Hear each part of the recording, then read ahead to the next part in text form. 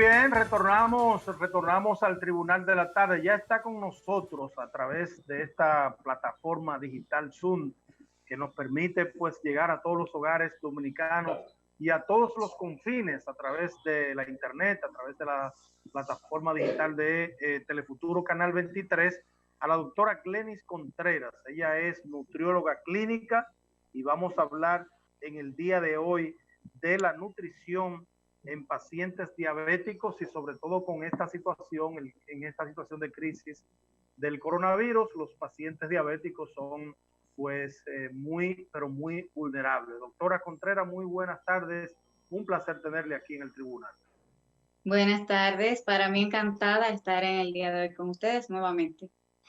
El placer es nuestro, doctora. ¿Cómo tratar estos pacientes diabéticos con la nutrición? Y agréguele a esto pues la situación de la pandemia, que ellos pues se convierten en pacientes muy, muy vulnerables.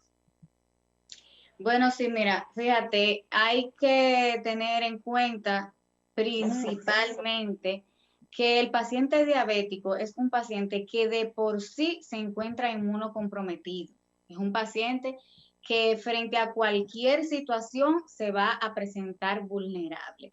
Entonces, este es un paciente que lleva un tipo de alimentación, digamos que un poco más especializada que cualquiera de los otros, sobre todo si son pacientes que además de tener diabetes, tienen otros factores predisponentes, como lo es la obesidad, que ahora mismo se ha visto una complicación con el paciente que tiene obesidad o sobrepeso y está estrechamente ligado a la diabetes. Este es un paciente que en lo particular, yo como profesional de la nutrición siempre voy a recomendar hacer todo lo posible por llevar una alimentación basada en plantas, que ahora tiene mucho auge, y que sus alimentos, la mayoría de los nutrientes que vayan a conseguir sean de alimentos de fuentes vegetales específicamente. Lo ideal siempre es mantener los niveles de glicemia, que es el azúcar en sangre, estable para evitar complicaciones. Doctora, ¿y cómo nosotros podemos conjugar ahora, y sobre todo en este contexto de esta cuarentena, diríamos que una alimentación, aunque sea mínimamente saludable, utilizando alimentos, esos alimentos a los que usted hace referencia? O sea, que nosotros cómo pudiéramos como hacer un menú, diríamos, que contemple cada uno de los alimentos que es saludable en este contexto de esta situación sanitaria. Bueno, fíjate que principalmente el paciente diabético debe de ser, ¿verdad? Después de diagnosticado por endocrinología o por diabetología, que son las dos especialidades que se encargan de diagnosticar la enfermedad, debe llevar una evaluación nutricional, porque de la única forma en que podría yo guiar al paciente. Hacer recomendaciones luego de una evaluación. Siempre, siempre, porque es que cada persona es sumamente individual, manejan niveles de glicemia diferentes, manejan niveles de hemoglobina glicosilada diferentes, tienen gustos diferentes, aunque aquí básicamente hay que aplicar dietoterapia porque no puedo comer lo que me da la gana, pero es siempre una evaluación nutricional por un experto. Debe ser sí o sí, porque si no es un poquito difícil poder establecer así a grosso modo qué incluir en una dieta cuando debo tratar al paciente como un individuo. Doctora, y cuando hablamos de esos pacientes, uno pensando siempre ahora en este contexto que impone el coronavirus COVID-19, ¿cómo entender esta nueva realidad que están viviendo estos individuos? Sé que la pregunta sería quizá un poquito más general, pero le digo, y se lo reformulo para que sea más claro, que yo tengo varios familiares que son diabéticos, ¿no?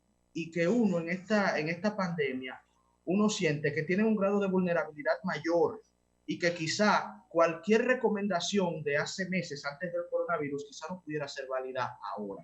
No sé si se comprende el contexto que voy marcando. Entonces, ¿cómo pudiéramos vislumbrar la manera de tratar de llevar a estos pacientes diabéticos en este nuevo contexto? Como dije anteriormente, siempre va a ser una evaluación del individuo. Claro está, los números están ahí. Los números nos dicen que los pacientes que tienen este tipo de afección van a presentar mayores complicaciones. Son los pacientes que se me van a unidades de cuidados intensivos. Son los pacientes que se me van a ir a tener que utilizar ventilación mecánica, etcétera, etcétera. Se cree que entre un 48 a un 53% de los pacientes que presentan esas complicaciones y que pueden terminar lamentablemente falleciendo, están asociados entre obesidad, hipertensión y la diabetes. Entonces, este paciente es un paciente que debe tener un cuidado, digamos que extremo, se debe cuidar, debe mantenerse aislado, lo más aislado posible, usar sus mascarillas en el momento que se necesite, pero sobre todo la alimentación va a jugar un papel importante, además de su tratamiento de base. No me puede descuidar, dependiendo de si es insulino dependiente o no, digamos el paciente que ya utiliza insulina o los que solamente utilizan hipoglicemiantes orales, debe llevar su tratamiento como va y nunca descuidarse frente a la alimentación. Yo siempre le voy a recomendar así en modo genérico, el paciente diabético debe siempre llevar una alimentación que sea cereales de origen integral, que son los que van a aumentar el índice glicémico mucho más lento, son los llamados alimentos que tienen un bajo índice glucémico. Doctora, y estas barras,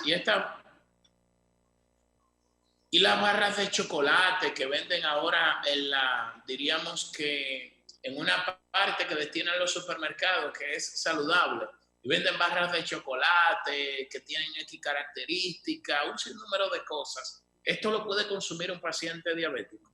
Julio, fíjate, sí hay alimentos que para darse un gustito quizás el paciente diabético pueda acceder a ellos, sobre todo lo que están hechos a base de edulcorantes, que hasta ahora son los endulzantes. Por ejemplo, la leche de almendra, la leche de chocolate de almendra, me refiero a eso.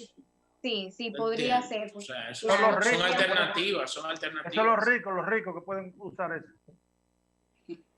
Sí, es un poquito quizás más costosa, ¿verdad? De lo que acostumbramos, pero en realidad la salud no tiene precio.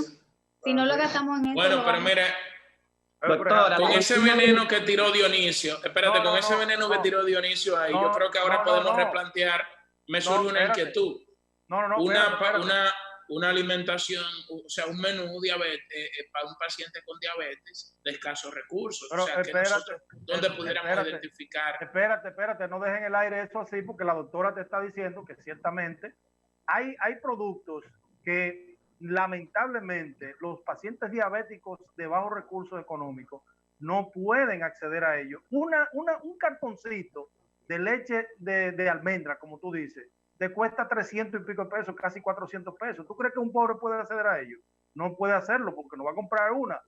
Entonces, doctora, yo quisiera ir también a una población muy sensible que estamos dejando de lado y que hay que ponerle mucho más cuidado incluso que los envejecientes, como es el caso de los niños con diabetes. O sea, ¿cómo cuidar a los niños? Porque muchos niños... Entonces, ¿cómo la gente de escasos recursos puede tener una dieta, diríamos, equilibrada si padece diabetes? Exacto. Porque esa queda en el aire. Señores, vamos a ir las dos. Mire, como les dije, en mi recomendación como nutrióloga siempre converso con los pacientes acerca de tratar de adaptarse a una alimentación basada en plantas. Y cuando me refiero a esto, me refiero, señores, la cosa más barata que hay en el mercado se llaman los vegetales. Dígase vegetales. Pero, doctora, pero es aburrido también ponerse nada más a comer hierba y vegetales y todo lo que venga de la tierra. O sea, eso no lo aguanta 3 días, 4 días, pero después llega un punto que tú ese broco y tú lo que quieres tirarlo de la... Lo que pasa es que nosotros estamos, señores, tenemos que ver a través del cristal del otro. lo estamos viendo como individuos sanos que somos, pero una vez tú le das el diagnóstico a un paciente de que tiene diabetes, es un diagnóstico serio, y hay que Pero, por incentivar. ejemplo, no pudiera, lo que puede hacer un paciente con diabetes, comer poco, por ejemplo. Tú te comes tu bandera nacional normal, pero tú comes poco, tú no te vas a meter en un camión de arroz, tú lo que te Exacto. una porción pequeña. No funcionaría eso, doctora. El manejo va a ser diferente. El manejo es diferente porque es que ahí caemos en lo mismo. Hay pacientes que dependen de insulina. Entonces, cuando dependo de insulina, con un de arroz blanco que yo me come, ya yo subiendo esa glicemia a millón, entonces como que esa no es la idea y eso me puede traer complicaciones asociadas a la enfermedad que pueden ser catastróficas, pueden ser letales. Entonces hay que, ya una vez tengo el diagnóstico, tengo que concientizarme yo de que ya nada va a ser igual. Por ejemplo, a mis pacientes para pérdida de peso que no tienen ninguna comorbilidad, yo les digo, deben reducir el consumo de alcohol, pero quizás no quitarlo por siempre el consumo, pero el diabético no puede. No puede, es una gota de alcohol que no puede. Entonces hay cosas que hay que hacer cambios porque ya ese páncreas no me está respondiendo de la manera que debería. Doctora, entonces hay que estar consciente de eso. Lo estamos viendo como individuos sanos. Claro. Doctora, ¿cómo debe ser la cena? Eduardo, perdóname, Eduardo, perdóname. Doctora, los niños diabéticos, o sea, ¿cómo controlar a un niño que no vaya a la nevera y se come una galletita dulce o una paleta? ¿Cómo controlar eso? Bueno. Es sumamente difícil, es uno de los llenando la nevera de brócoli. Así mismo es. Lamentablemente nosotros somos los adultos, somos los responsables de las compras que se hacen. Entonces nosotros tenemos que tener la responsabilidad de ser nosotros primero los que nos eduquemos y que en esa nevera, en esa despensa, la disponibilidad que haya de alimentos sea lo más saludable posible. Es muy difícil, es una realidad triste porque es un niño que le gustan los dulces, señora, a todo el mundo le gusta los dulces. Y no, es un tanto en difícil y en una casa donde tú tienes otros niños que quizás no tienen ese diagnóstico. Doctora, ¿cómo podemos balancear las 3 comidas reglamentarias? Un diabético, ¿cómo hacerlo? El desayuno, el almuerzo, la cena y súmele la merienda, porque también debe de merendar. ¿Cómo va a balancearla desde el punto de vista nutricional, tomando en cuenta obviamente su condición? Claro. Sí, el paciente diabético yo siempre lo invito a desayunar. Es un paciente que no se puede saltar un desayuno. Incluso cuando se van a hacer analítica, vayan temprano a hacerse la analítica que llevan ayunas porque puede traer una complicación. La forma de balancear es siempre durante el desayuno agregar una fruta o un cereal de origen integral. Hay muchos pacientes que quizás por desconocimiento creen que los víveres son una mala idea y no necesariamente así. Incluso la yuca y la papa, que es la que se creen que más alto índice glucémico tienen, pero en su porción adecuada y de vez en cuando se pueden agregar. La merienda matutina, como es opcional, pues bueno, eso va a depender muchísimo también del peso que esté manejando el paciente, porque yo tengo los dos extremos en la diabetes. Hay pacientes que tienen un sobrepeso marcado, llegando quizás a la obesidad, pero hay pacientes que son bajo peso. Entonces, de acuerdo a eso es que voy a cuadrar eso. Hay fórmulas en el mercado que manejan farmaconutrientes que se pueden utilizar en los pacientes que son de bajo peso o que algunas veces con la cantidad de alimentos que le doy no me va a llegar a cubrir los nutrientes diarios, puedo acceder a esas fórmulas que están en el mercado. Al mediodía siempre vegetales, siempre, no me puede faltar alguna proteína magra, dígase las carnes que tienen menos grasa, ¿verdad? Debe ser una alimentación hipolipídica, o sea, que tenga la menor cantidad de grasa. Los lácteos también que debo incluir deben ser bajos en grasas.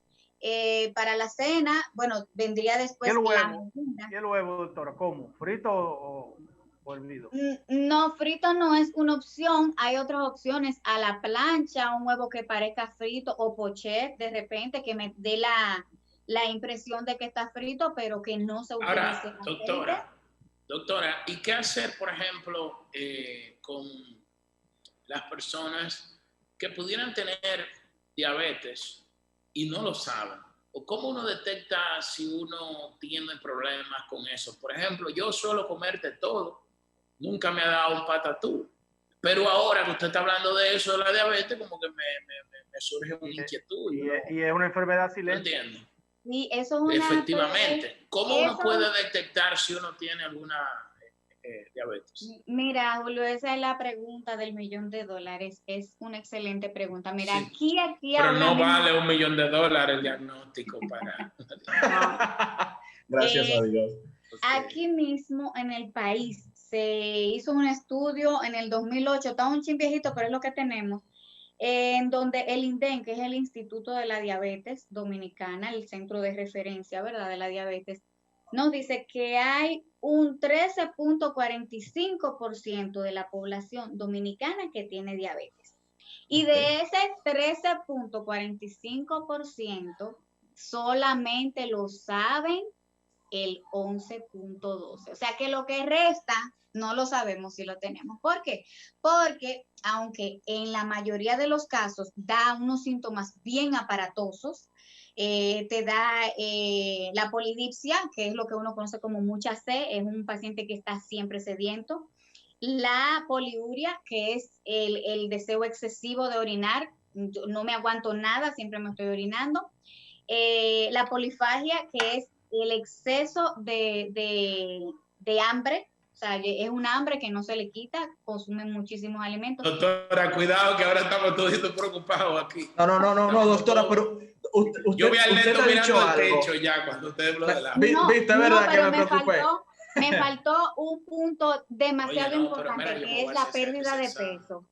Además de todo eso, cuando yo le sumo eso, la pérdida de peso, usted dice, pero ven acá, yo estoy comiendo muchísimo y yo estoy perdiendo peso, este pantalón me está quedando flojo.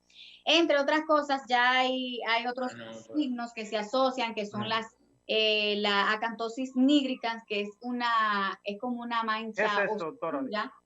Es una mancha oscura aquí alrededor del cuello, que me puede estar sugiriendo una intolerancia a la insulina. Entonces, eso junto a parámetros bioquímicos, díganse analíticas de laboratorio, son los que me van a ayudar a descartar que hay una diabetes. Doctora, usted dijo algo interesantísimo y creo que vale la pena resaltarlo. Un 13% acorde a ese estudio del INDEM del año 2008, que debido a la tendencia creo que pudiéramos de forma muy segura decir que puede andar el 15%, vamos a redondearlo, ¿no? Y estaríamos hablando probablemente de cerca de 1.600.000 dominicanos, tomando en cuenta que ya somos más de 10 millones y medio de compatriotas. Entonces, si hablamos que de ese 13 punto algo por ciento, ¿cuánto usted dijo que no lo sabe? No lo saben, alrededor del 3 y algo por ciento. Si le restas el 11.12, te va a dar el porcentaje que son unos 3 y algo por ciento. O sea que pudiéramos decir que ¿cuánto? 1 millón de dominicanos. O sea, una franja muy pequeña lo sabe, dentro de los que están contagiados, de los que se estima que están, bueno, no sé si no se puede decir contagiados, ¿no? No es contagio. No es un contagio, de los que padecen, claro, los que padecen. Entonces, ¿qué hacer? O sea, porque estamos hablando de una población vulnerable que no lo sabe que lo es, muy amplia. Entonces, ¿cuál sería la recomendación? ¿Cuidarnos todos o tener todos ante la sospecha un estilo de vida bajo en azúcares, bajo en alcohol? Que no sé si sería mucho pedir eso para los dominicanos en esta pandemia. ¿Cómo tratar eso, doctora? Sí, fíjate, la diabetes, la tipo 2, porque solamente nos hemos enfocado en la tipo 2, hay otro tipo de diabetes que se asocian a diferentes etapas de la vida, pero ese no es nuestro tema, ¿verdad? Estamos hablando de la tipo 2. En el caso de la diabetes tipo 2, esta diabetes es prevenible. Lamentablemente, una vez te la diagnostican, yo no he visto casos todavía que se hayan curado, pero es totalmente prevenible. Entonces, no tiene cura aún, ¿verdad? No, hay cura. Aún no. Okay. Aún no. Y es muy es muy lamentable porque la diabetes va dañando otros órganos. Ella te empieza con eso, pero después te va dañando la retina, te daña el riñón, Sí.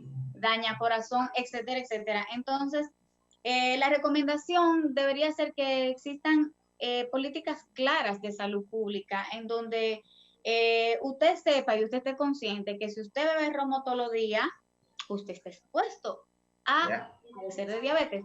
De que si usted tiene, usted le da para allá comiendo y usted come de todo sin mirar, a deshora, que eso cuenta muchísimo, la comida a deshoras, el comer en las madrugadas. Mira, después vamos a hablar de eso un poco más para vamos adelante, que a eso es una acelerar, comida Julio, que deshora, ya, pero sí. Julio, Sí, vamos, sí. Ya termine, Julio. que ella concluya, sí, porque estamos ya finalizando esta primera parte. Doctora, para que usted concluya con esa parte y también para que le dé a los amables telespectadores los números telefónicos y las vías Sí, de yo quiero ir a una comunicación consulta con usted. porque eso me preocupa, eso de la diabetes. Adelante, doctor. Le esperamos con los brazos abiertos. Bueno, decía políticas claras de salud pública. Vamos para allá, Dionisio. En donde se les instruya a la población en general cuáles son las causas de la diabetes. El sedentarismo es una causa, comer mal, no adquirir los nutrientes que se necesitan, el uso de alcohol, y lamentablemente hay algo que no lo podemos manejar, que es la genética, ¿verdad? Entonces, si usted tiene ya la genética, porque usted tiene un tío, su primo, un abuelo que tienen diabetes tipo 2, entonces usted tiene que tomar las riendas y hacerse responsable y saber que usted está en la tómbola. Muy buen punto. Contacto, Sería doctora. educación. Contacto. ¿Dónde le pueden comunicar? Bueno, yo estoy ubicada en Garib y Arbaje Medical Group, eso queda en la calle Mozart número 56, eso está en la Feria Tercera entre Lincoln y Churchill, Correo Cidrón, con el teléfono 809-534-6299, la doctora Glenis Contreras. Ahí pueden llamar. Muchísimas gracias. Muchísimas gracias, doctora Glenis Contreras. Gracias. Y gracias, nosotros doctor. de inmediato muy interesante nos vamos a la pausa comercial y retornamos porque ahí viene ya subiendo Cristian Rojas en el Tribunal Deportivo.